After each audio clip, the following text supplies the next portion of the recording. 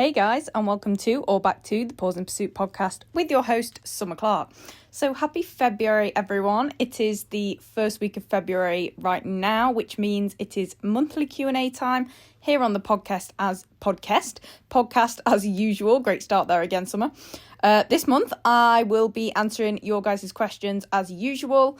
That you guys asked me on my Instagram stories in a question box from the other day. So this month I will be talking about topics such as my top tips for competing at Crufts, what I'm personally expecting out of Team GB tryouts in a couple of weeks, how to improve your confidence as a handler, and lots more. So without further ado, let's crack on. But before I get into the first question, quick update on my week, just work as usual, and I did have a 4 or 5 day social media break. I can't remember how long now exactly, but it was really nice, I tell you. You know, when you I just felt overstimulated with life, and I was like, oh my God, I've got so much on. My brain's just like going at a million miles per hour, and I was just like, something needs to give for a few days. Like, I just need to chill. So I was like, social media, easy, thing to kind of not do, kind of have to do everything else, but I don't have to do that. So I had 4 days off and it was glorious. Honestly, really helped me to decompress, clear the mind, all the things. So yeah, it was literally 4 or 5 days and then I was feeling like, great, now I'm back. Like, I do love social media and I love creating content and being active every day, as you guys know I am. But sometimes you just have to take some time to just back off, take some time for yourself, not think about putting things out there. Especially when it is kind of part of your job in a sense, marketing things and everything.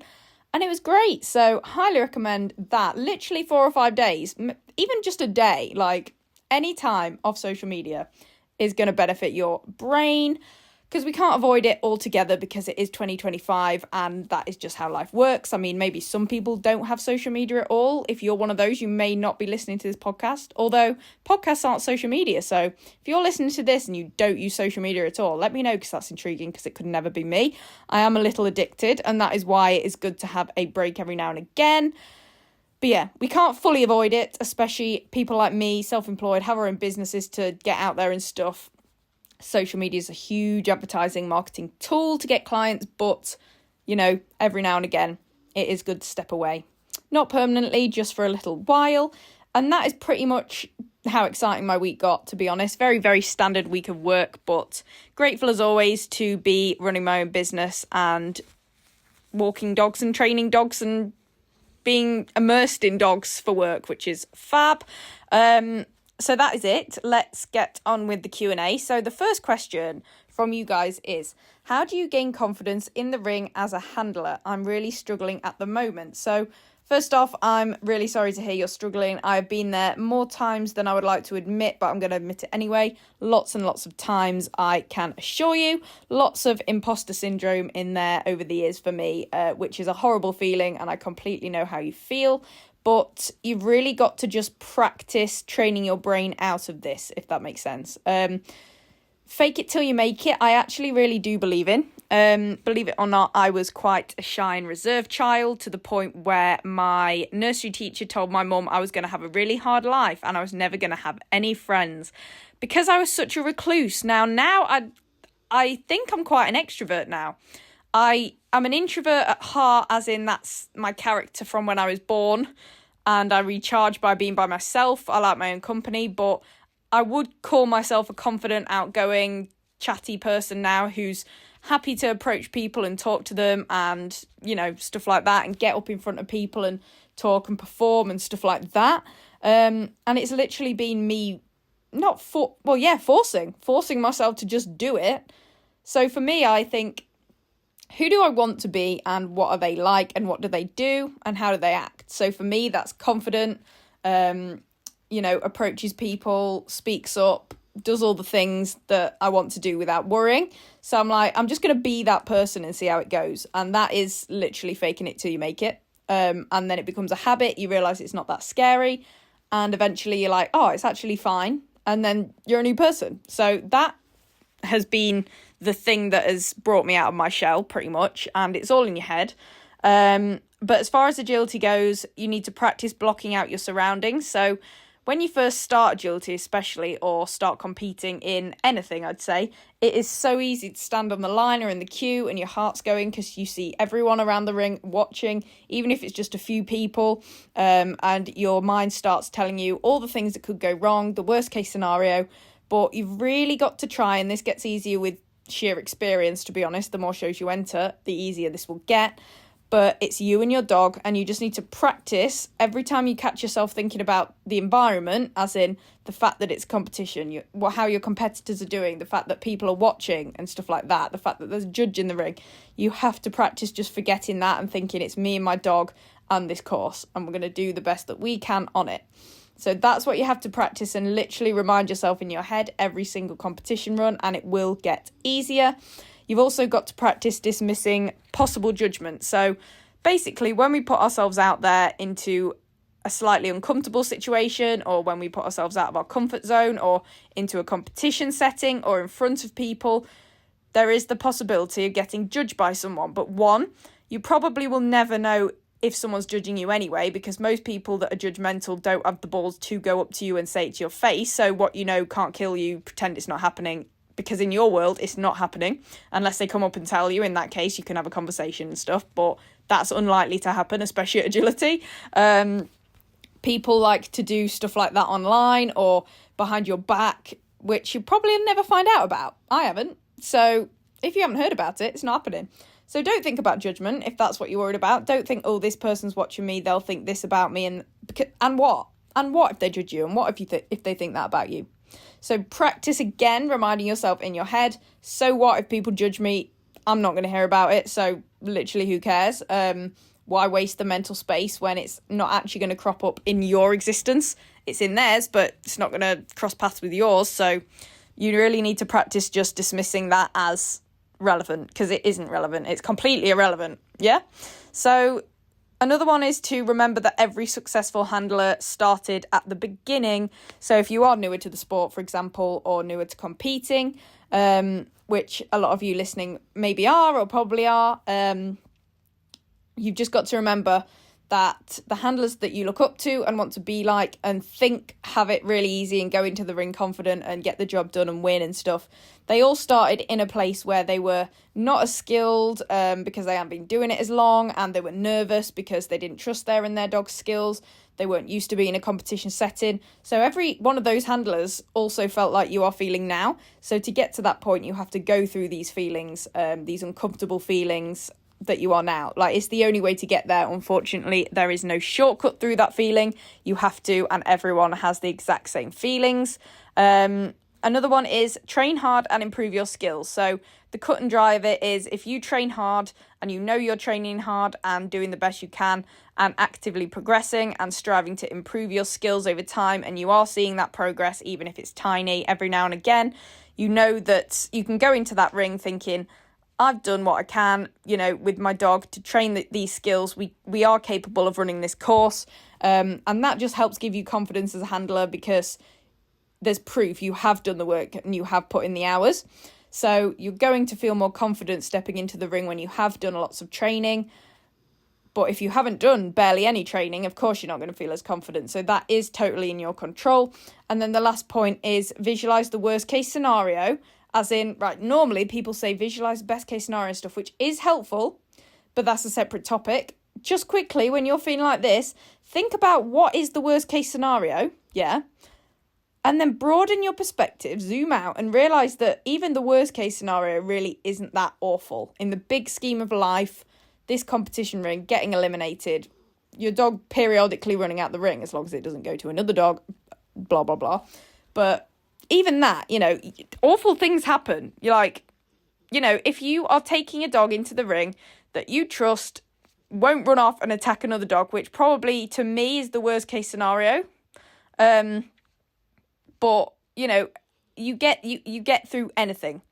Like, as long as you're doing your best, and I've done your best in the lead up, and, your dog will stay with you in the ring. If your dog won't stay with you in the ring, then go to shows with fencing, so you don't have that worry. And then the worst case scenario is literally getting eliminated, or potentially your dog deciding to pee or poo in the ring, which happens a lot, actually. As a judge, I can say I see that more times than I think we would like that to happen to our dogs.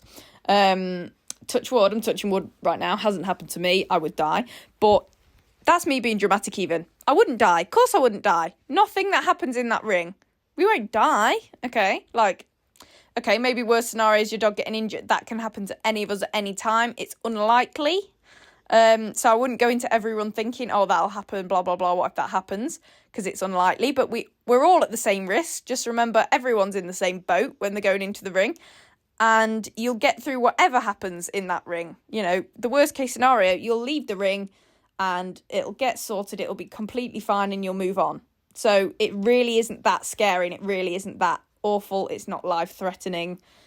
You know, people aren't dying. You're not dying. Your dog's not dying. It will be okay. So that's just that perspective shift of, you know, what agility is actually running around a field of plastic things, pointing at them, shouting at a dog. It's really not that deep. And that really helps me. That really helps me mentally. So the second question then is, what are your top tips for teaching your dog to be calm around the ring and settle in an agility environment? So this is like foundational basic stuff. If you get your dog from a puppy, or even if you do get a rescue dog that's older, or just a dog that's older for whatever reason, I know a lot of people actively get rescue dogs. You know what I mean? No matter what dog you get, but usually, you know, when I get a puppy, for example, straight round the ring, take it straight round the ring and do your training before you introduce your dog to agility. That's usually how it works, and that's how I like to do it. But say you're already in agility and your dog is not calm around the ring and you want it to be, and you're already in that world and it's not a new dog or a new partnership or a puppy or anything, you need to find your dog's favourite type. Well, you need to do this anyway, to be honest, even with a puppy. So with any dog that you want to be calm around the ring and settle around agility, you need to make sure that you find or have found your dog's favourite type of reinforcement and keep this on you at all times. So if your dog has a favourite food treat, keep it in your pocket at all times. If your dog has a favourite toy that they respond really well to, either keep that in your pocket or attach it to the handle of their lead, etc. So you can use that during your training, and your dog is going to be really focused because it loves the reinforcement so much. And also attend shows with the sole purpose of ringside training. So this is annoying if you compete and you don't want to miss out on doing the agility, but sometimes you have to attend shows and not compete and just go to ringside train. And this gets your dog used to thinking, oh, when I'm around agility, there's no point in getting so hyped up and, you know, unsettled around it, because often I'll go and not even do it. So being around agility isn't a guarantee that the dog's going to get into the ring, which is probably why it's not settling and is not calm, because it thinks it's going to do agility. So going to shows just to do ringside training and no agility, that always helps. Ask for and reward tricks around the ring.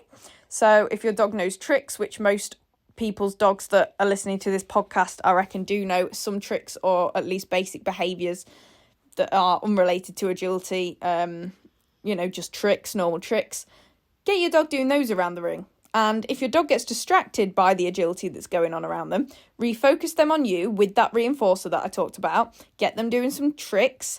And as soon as you refocus them on you and they look at you away from the agility, reward this shift with that reinforcer. So they think, oh, actually, when I'm focused on my handler, I get reinforcement. When I'm focused on the agility going on around me, nothing good happens. And also, which is really obvious, but improve your relationship with your dog by training and spending quality time with them away from agility. So we've got to remember, and it's really easy to forget sometimes, that agility is just a small part of the picture, and you want your dog to value you above anything external, agility included. So build your relationship with them at home, you know, on walks, training, all the things, cuddling, because if they think you're God's gift and the best thing to walk this earth, they're always going to choose you over anything that's going on outside of your partnership, if that makes sense. Next question is, what is your training looking like this month? Very average. Weekly Wednesday group with Lucy, obviously. I've got my final Ogilvy hire on Monday evening. Oh, by the way, it is Ogilvy.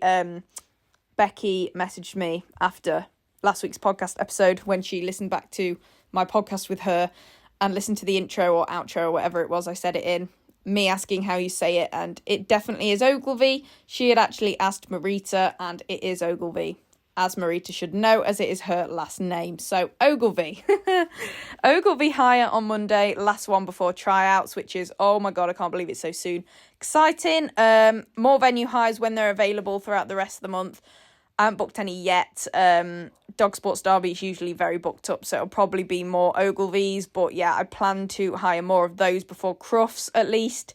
And short skills sessions in the garden every now and again, as I do normally. So everything's pretty normal, with a bit more focus on Astro because Tryouts and Crufts is on Astro, obviously. But pretty much everything else stays the same. And what prep are you and Arrow doing in the final few weeks before Team GB tryouts? So obviously I just said Ogilvy hire because of the Astro. Normal weekly group training, relevant skill sessions in the garden. By relevant, I mean from relevant judges' courses. So I've had a look at course plans from the judges of the tryouts and also the international events going on this year in the summer. And any patterns I've seen, you know, things that I think might crop up from that research, I have practiced. So I've done the little skills in the garden and then tried to incorporate those within the courses that I'm running at the venues that I'm hiring. As far as like fitness and stuff, prep, I'm working out as normal, not changing anything really, just normal because it works for me. 3 strength sessions a week, 1 Pilates, lots and lots of walking, and then agility. Arrow is doing his strength and conditioning sessions as normal. He does those 5 times a week to keep him fit, as well as just walks, obviously. And that's pretty much what we're doing. Nothing extreme, nothing too different. What we are doing currently is working for us, so I don't feel the need to change anything. And it's also a little bit risky to change anything too drastically in the lead up to a big event, because if it doesn't work, you don't have much time to rectify that. So I always like to say, if you're going to try something new, do that in the lead up to a little show or an unimportant event to see how it works, not one that's important, if that makes sense. Another question, have you started planning your 2025 show diary? No, I haven't, which is bizarre because I'm usually a super organised person. I think with my injury and work and stuff, it's literally just blown over my head. January's been intense. I haven't even thought about it. The only shows I know that I'm doing are Team GB tryouts, obviously, Crufts, and all of the shows that have qualifiers for Team GB 2026, because most of you probably have heard or seen somewhere there is a new process for trying out for the Team GB, for Team GB 2026 forward, which is to go to shows throughout this year that hold certain classes that qualify you for the Team GB tryout process next year. So I aim to do all of those. I think the only one I'm uncertain if I'm doing is the one in Scotland, Kingdom of Fife. I don't know how to say it. Let me know. God's sake. That's not even an agility term. It's literally basic geography. Kingdom of Fife, I think it is. Scotland, whatever. I did GCSE geography and I got a B, but I can't say words. And I also got a 9 in English language, and yet I still can't say words. Mate, that makes sense. Anyway, that's the only one out of that selection that I'm not 100% if I'm doing or not. But I am doing all the rest of them 100% definite. So I know I'm doing those, and I have a list of those. But other shows, I need to pull my finger out, basically, and do my show diary. Although, in all fairness, throughout last year and previous years, all I really do as far as show diary, I never do it for like the whole year ever, because that's just a lot of time in one go and I just don't have time for that. So I usually do it month by month. I'll go through Agility Net or Plaza, the show diary, and write down things that I want to do and when the closing dates are, and then I do them month by month. So I will probably, I'd say, yeah, maybe end of March, April I need to start looking into. But apart from that, I'm pretty sorted as far as things to do for the next month or so. What are your aims and goals for Team GB tryouts? Now, this looks very not very different, because obviously the main goal is to get on the team and get selected. But this year it's slightly different in the sense of my expectations are a bit lower because of the past 4 months of me being injured. So my main goal is to look somewhat competent despite 4 months of limited prep. So we have been doing our best as far as prep goes, but it hasn't been as good and on point as usual in previous years because of my injury that I've been managing. Okay, so expectations are lower. But I would like at least one clear round. That would be great. But again, not trying to put too many aims and goals on it when it'll be our first competition since end of September 2024. Lol. But anyway, it is what it is. At least we're fit enough to go. Thankful. Next question, and this is such a common one, and people want me to do a proper Crufts prep, Crufts competing at Crufts tip episode before Crufts. Pretty sure I've done that before, can't remember, but I'm going to do another one anyway, an updated one, because agility changes, my opinions change. So that will be coming at some point before Crufts, but for now, this person asked, what are your top tips for competing at Crufts? So in the lead up, I would say train on Astro, train on tight courses if you are competing in the YKC ring, because the YKC ring is very small and very tight. And especially if you've just been doing lots of European style courses and shows and stuff like that, you are going to be used to seeing, that style of course and doing a lot of running and not as much turning and stuff. But in the YKC ring, it's very tight, very compact, and you will need to do more turning and decelling and stuff like that. So that's what I'd say to do during the lead up. As far as the actual event goes, huge one is to give yourself plenty of time to do everything on the day to avoid unnecessary stress. You're already going to be a bit stressed. There's a lot to do, a lot to remember. Give yourself so much time. Literally start preparing like a week, 2 weeks in advance as far as getting your passes together, packing. Make sure you've got your accommodation sorted months, well, by now, hopefully, or do it now. I need to do mine now. So that's as much a reminder to myself. And just make sure you know exactly what you're doing, when you need to be where. Get places an hour early or more. Like, you don't want to put that unnecessary stress on yourself. I promise you. I've been there before and it's horrible, so never again. Also, if it's your first time, you really do have to try and mentally shift your focus to treating it as a learning lesson and a valuable experience for future years. Because if it's your first time, don't be going in there nervous because you expect to win everything, because it's your first time. So the goal for this Crufts, if it's your first time, or even if it's your second or third time, you've got to treat it as a learning experience and just pick up lessons and get a feel for it for future years where you can expect to be a bit more successful and have your goals and aims higher, if that makes sense. I mean, I think this is my first year qualifying for Crufts was 2017, 17, 18, 19, 20, 21, 22, 23, 24, 25. This is my 9th year qualifying for Crufts.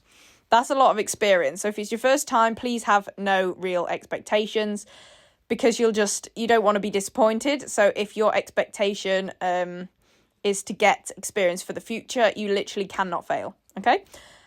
And enjoy the experience. Just be proud of yourself and your dog for qualifying to run there in the first place. It's a difficult feat qualifying for Crufts.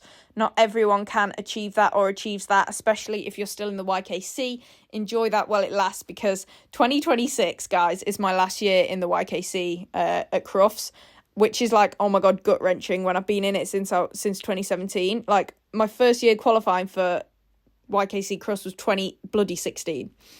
So that'll be 10 Crufts in the YKC. 10 Crufts in the YKC. Like, that's insane. 10 years. So just enjoy doing it while it's here, okay? It is a big achievement, and also use your nerves as useful adrenaline and fuel for your performance. So thank God I'm nervous, because if I wasn't nervous, I wouldn't have the necessary adrenaline and drive and energy and alertness that adrenaline gives you through nerves to perform well. Like, we have to have a bit of that feeling to perform well. So use that as fuel and be glad you feel like that. Just don't let it put you in a negative mindset. So if you notice it putting it in you in a negative mindset, just be like, oh, I can see what's happening now. I'm going to, refocus and think about the things I've just said.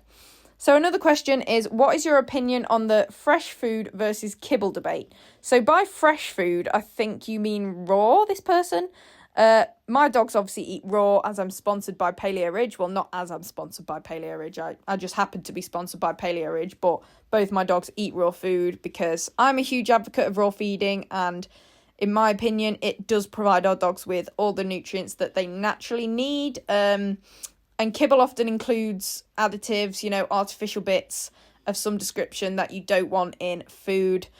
So I'm all for raw food, and if you want to learn more about raw feeding, especially in sports dogs, do listen to my episode from season 1.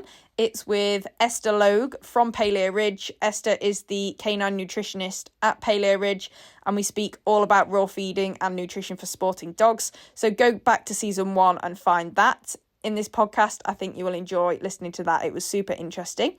But again, it's an opinion-based thing, and dogs can be and are healthy no matter how you feed them.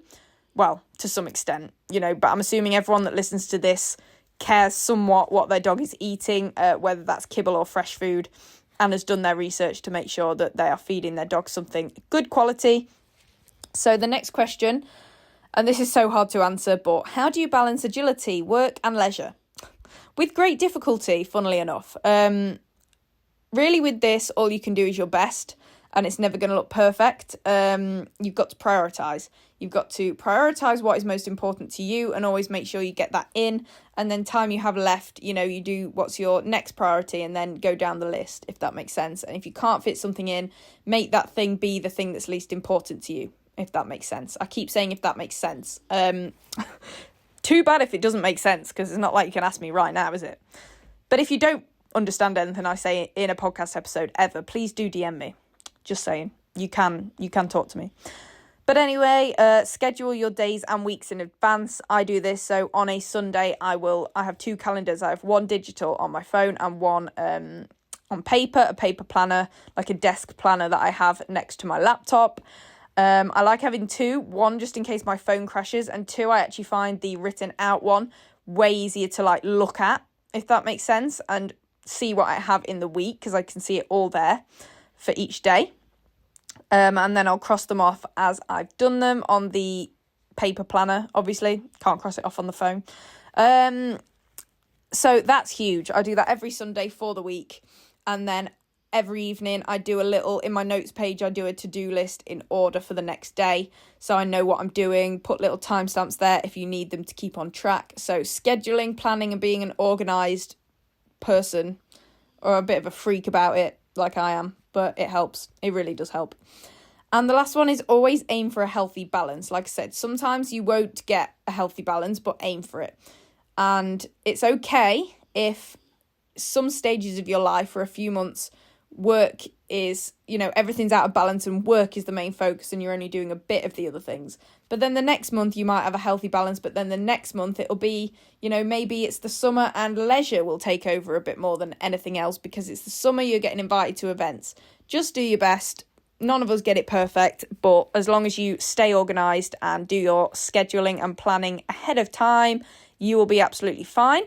Again, this is something that gets easier with experience. And yeah, I like to think I'm a very good planner now. So yeah, what is the next question? The next question, this is interesting actually. My dog and I never perform as well in the afternoon of a show as we do in the morning. Do you have any tips to fix this? This is super interesting. I've never been asked this question before, but when I actually think about it, it does make total sense because, well, maybe it's the opposite for some people. Maybe some people have more energy in the afternoon than the morning. Maybe they're not morning people and they have no energy for their first run, but then are fine by the afternoon. Other people maybe have more energy first thing and then their energy wears off in the afternoon. I'm that person. I'm a morning person. I enjoy the morning. I have more energy. First thing, wake up, get my breakfast and coffee down me, and I'm ready to go. I'd say about 2-3 p.m. I get a bit of a slump and I'm a bit tired. But yet you can do things to remedy this, which is go to sleep nice and early the night before, especially if you're getting up super early for a competition. You want to make sure the previous night you've got at least 8 hours of sleep. I like to be in bed for 9 hours every night, sometimes a little bit more than 8, but I always give myself a bit extra time to fall asleep because I'm not someone who can hit the pillow in my head and go to sleep straight away. It probably takes me at least 20 minutes to half an hour to get to sleep, sometimes more. So try and be in bed for 8 or 9 hours the night before the show. You want to pack a substantial lunch and afternoon snack to give yourself that energy. So something healthy, something with carbs, protein and fats in it. to keep you going and give you energy, and an afternoon snack as well, a little pick-me-up at maybe 3 p.m. or whatever if you have late runs. Examples are bagels with chicken and avocado, ham and avocado, mackerel and salad, for example, in a bagel. And fruit, take some fruit as well. Apple, any berries, bananas. Bananas are great for energy. And then afternoon snack, again, fruit, or I make some granola bars. So I make my own homemade granola bars. And if anyone wants the recipe for those, give me a DM and I can send it to you. I actually need to post that. Oh, my slipper just fell off my foot on the other end of the bed. I'm laid down on my bed right now. No, now I've got a cold foot. I can't be asked to get up. But anyway, I do need to post that granola bar recipe because they are fire. They are so good. I think they have like at least 300 calories in them. I think they have like 350 calories in them, the ones I make. You can make them smaller though if you don't want that many calories, but they're great for energy. They give you energy very, very quickly. And they're very convenient as well to pack for shows. So make sure you fuel yourself with adequate nutrition throughout the day. Also make sure, not just lunch and an afternoon snack, but have a substantial breakfast, morning snack, lunch, afternoon snack, and then dinner when you get home. And that will just keep your energy regulated and nice and high throughout the entire day. Don't let yourself get hungry. That's never going to end well energy-wise. Another one is allow yourself and your dog to properly rest and decompress in between runs. So just chill out, distract yourself, read, watch Netflix on your phone, anything like that.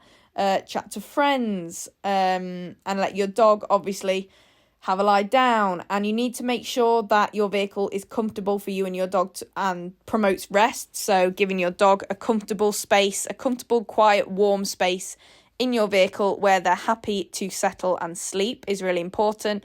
And make it comfortable for you as well. Keep it nice and clean so it's smelling nice, so it's spacious enough. And you will be able to relax more in it, if that makes sense. It's those little things you don't realise make a difference, but they really do. And then the last thing is to make sure both of you stay warm and throughout the day, especially in the winter, because cold muscles don't perform well. Not only are you risking injury, but neither of you are going to perform very well in the afternoon if you're spending the whole morning getting cold. And just make sure you warm up and cool down before and after every run, not just your first run. You have to do this for every run, okay? So don't get lazy. Still do it on your third and fourth run of the day. Do that proper warm up, proper cool down every single run, and that will really help keep your body in the state to run. That is definitely something that's overlooked, and I really like to encourage more people to remember that.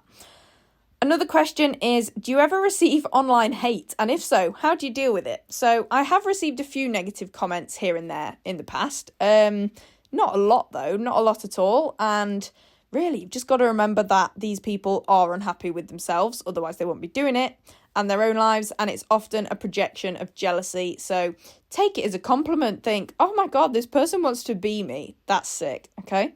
And at the end of the day, just remind yourself, as long as you're happy with yourself and your life, everyone else's opinions are genuinely irrelevant. They're so irrelevant. Why waste energy thinking about them? I can't even express how irrelevant they are. And either respond with humour, which is I quite enjoy actually. If someone digs at me in the comments or something, I'll respond in a funny manner, or I just won't respond at all. Don't get all serious and start an argument. Either be funny, or don't respond. Don't give them that, okay? You just got to laugh and move on, Find the humour in it and move on, because what a sad little life, Jane, to them, It really is a sad little life. And it's nothing to do with you. Nothing, I promise. So this is an interesting but quite sad one. And someone says, I've lost my spark for agility. How do I get it back? So unfortunately, this has happened to me a few times in the past, and to be honest, it is natural when you've been doing something for a while, like I've been doing agility for 12 years, no wonder, that excited, electrifying spark isn't going to last forever constantly. You're going to have your ups and downs, just like with anything in life. But you've just got to remember why you started agility and why you're doing agility in the first place. So, you probably started because you loved your dog. Well, you still love your dog, and you wanted to do something fun with your dog, or you wanted to do something active, or you wanted to get into something that you met that you met friends through. And if you've achieved those, then happy days. Like, agility is serving its purpose, and that should help get the spark back, you know. You also have to remind yourself of everything agility has given you. So, like I said, more fitness, more friends, you know, more excitement, more passion. Anything that agility is, whatever way agility has positively impacted your life, remind yourself of that. And I think that will help give you your spark back. Also imagine your life without agility. So think, if I just stopped now, would my life be better? Probably not. Would my life be worse and less exciting? Yeah, probably. And then you'll be like, oh, yeah, I really want to stay in this. And then also, obviously, take a break. Like, we've all had to take breaks before, whether that's because we wanted to and we just don't want to do it for a little bit, or forced breaks because of human or dog injury or something like that, or going away on holiday. And if you do take that break, you will probably end up missing it and wanting to come back to it. And there you go, voila, spark back. And then another one which is really helpful if you don't want to take a break is to mix it up by entering new shows, so shows you haven't been to before, hiring different venues. That's always exciting. I remember the first time I went to Ogilvy and I was like, oh my God, this is beautiful. And my spark for agility on that evening was like, oh, I'm running around in a pink paradise. I love my life. So yeah, do new things, set new goals as well. Oh my God, goal setting is huge for getting your spark back or staying motivated within sport or with anything in life. If you don't have goals, you don't have a reason to do things, you know? Like, you need a reason to get up and do things that are effort, because agility is a lot of effort. It's a lot of effort, it's a lot of time, it's a lot of money, it's tiring. So you've got to have goals that push you to do those things, even when you don't feel like it, for example. And it'll stop you getting bored, because you'll be thinking, oh, I really want to achieve this goal. And the only way to do that is to train and do agility. So hope those help. But yeah, we've all been there. Don't panic. It is absolutely normal. Someone says, what is your favourite thing about competing, teaching and judging as separate entities? This is a really cool question. So competing, the adrenaline. I'm addicted to the adrenaline, point blank. Full stop. Teaching is definitely the satisfaction of seeing it click for a partnership. So, you know, teaching them how to do a skill and them trying a few times and struggling, and then it clicks. Or, you know, they've been struggling with something and they come to you and then you give them some advice and they try it and it works straight away. It's so satisfying and fulfilling and rewarding, and I love it. Judging would be watching partnerships enjoy a course that you designed for them. I kind of love seeing my course come to life. Again, it's that satisfaction, rewarding feeling, because work goes into designing courses and then watching them actually happen in real life and dogs looking really cool over them, having a great time. You know, watching those flawless clear rounds that win on your course. It's just, again, a really rewarding thing. Have you completely recovered from your injury now? And if not, how are you managing it? So it does still ache after a long day on my feet. If anyone's new here, I did get a metatarsal stress fracture in my foot, in my third metatarsal on my right foot, end of last September. And it's only just like fine. I've only recently started running again in the past month. I wouldn't say I'm completely recovered. I'm recovered enough to do everything as normal, but it still aches after a long day on my feet, for example, which I've been told by my physio often happens for up to a year post-stress fracture. So it's totally normal. And obviously, I stopped loading the foot for 3 months properly. So it's going to take a while to, you know, get used to a highly active lifestyle, which I lead. Probably would be a bit different if I still have my desk job, for example. I wouldn't notice it as much.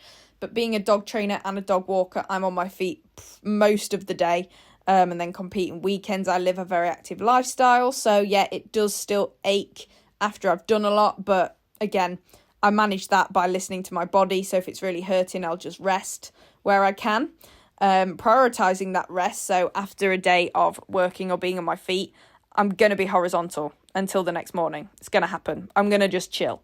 And also consciously not overdoing it, because I definitely was overdoing it before. But I've gone into that before. So I don't overdo things now, and I prioritise rest, and that is really helping. So the last question then is, I feel anxious for at least 2 days before a show. What are your top tips to relieve this anxiety? This is very common if are you starting out agility by any chance, this person? Because I was like this when I first started out. It's like my whole week was like, oh my God, I'm competing at the weekend. Now it's kind of just a lifestyle, a routine. I'm so used to doing it and it's just another day in the life. So first and foremost, the more you do, the less this will happen. But distract yourself. So don't spend your week sat focusing on it. Do things, do different things. Train, obviously. And then that will, like I said in the start of this episode, training hard and putting in the work. You're going to be less anxious when you get to the competition and in the lead up because you know you've put the work in to be successful and all we can do is our best. I always say that, but try and distract yourself and don't dwell on it during the week before. Channel your nerves and anxiety into excitement where you can. Excitement, adrenaline, and fuel for your performance. Again, like I said earlier, this is huge. You do need those nerves. You don't want it to be full-blown anxiety, but a bit of nerves, they're helpful, so lean into them where you can. Enter more shows and you will soon find that it is less anxiety-inducing over time. That's just the point blank of it. Time fixes things. And finally, train hard and remind yourself that you have put in the work to be successful. Your best is always enough. And with that little motivational speech there, we're going to end the episode today. That is all 15 questions that I'm going to answer for this month's Q&A episode. I hope you guys enjoyed it.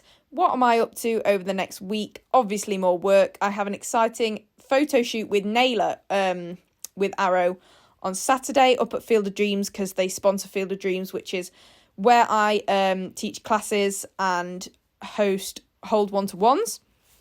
So that will be cool and different. Then I'm judging Inspire on Sunday again, which is super exciting. Again, I did actually see, well, first and foremost, there were several of my online coaching students at the last Inspire and some people I follow or know of on Instagram too. So hopefully I'll see some of you guys there. And then obviously I have my final Ogilvy Hire pre-tryouts on Monday. So another busy week and work as usual. But yeah, that is what's going on in the upcoming week for me. But I'll speak to you guys next week. And before I go, please do leave the podcast a rating or review on Apple Podcasts or Spotify. That would mean the world to me. Also, if you are interested in my online coaching, there is an inquiry form in the description of this podcast episode. It commits you to absolutely nothing. It is purely an inquiry form to express a bit of interest if you think you might want to work with me and you think I might be able to help you achieve your agility goals for 2025. And if you fill that out, then we can have a little chat and no hard feelings if you change your mind or decide we're not a great fit. That's fine. That's what the inquiry form is there for. If you are willing to if you're local or willing to travel to a one-to-one with me or my weekly classes that I hold at Field of Dreams, please do get in touch and we can have some in-person lessons, which is really exciting. And I think that is everything I say. Make sure you're following the podcast so you don't miss any future episodes. And also follow me on all of the social medias at Pause in Pursuit or Summer Clark on pretty much all of the platforms. I'm active on Instagram pretty much every day on stories so you can see what me and the dogs are up to. And yeah, you can keep up with me there unless I'm having a 4-day social media break. But you'll probably know when that's happening because it'll be the very minor amount of time that I actually don't spam my stories. But yeah, give me a follow, connect with me on those things. And like I always say, if you have any further questions about anything I've spoken about today or anything else that you'd like to ask me or chat to me about, please do send me a DM on any of the platforms. My inbox is always open and I love talking to you guys. Keep sending me your podcast topic recommendations. So both solo and guest episode ideas. Pretty much, 100% definitely actually, if you send me a topic request and I haven't already done an episode about it, or even if I have and it was a really long time ago and I want to make a new one with updated views and stuff, updated newer info, then I'm gonna do an episode about it. Like, all my requests pretty much get done. So please do send me those. I have some exciting things coming for the podcast this year, as I say in every episode. Lots of cool guest ideas that I need to get sorted. And yeah, I will speak to you guys next Wednesday, but I might see some of you at Inspire. Talk to you then, guys. Bye.